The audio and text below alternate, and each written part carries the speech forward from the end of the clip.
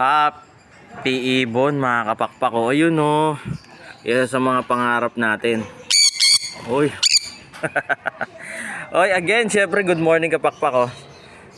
Uy, huli na dito si Insan Jimmy. San, syempre, maganda.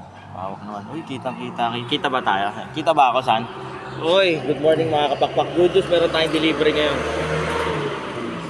Yun o, Tito Ed, naku. Tito Edward, thank you so much. Ito na. San Conyor natin.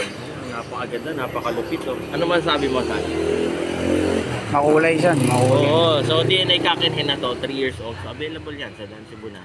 Message lang po kayo. Again, syempre, kapakpak, first time nyo kami napanood dito sa Facebook, YouTube, or TikTok man, di share Kuya Dan only sa Dan Cebunan. Syempre, saan biyahe to?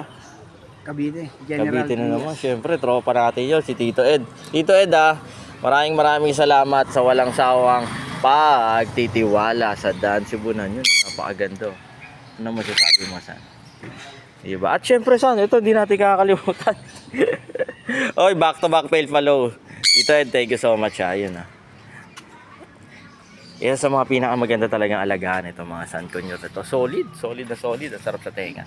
So, papunta na to sa General Trias, Cavite. Yun. Happy Ibon, syempre. San, ano masasabi mo dito sa San Conyor natin?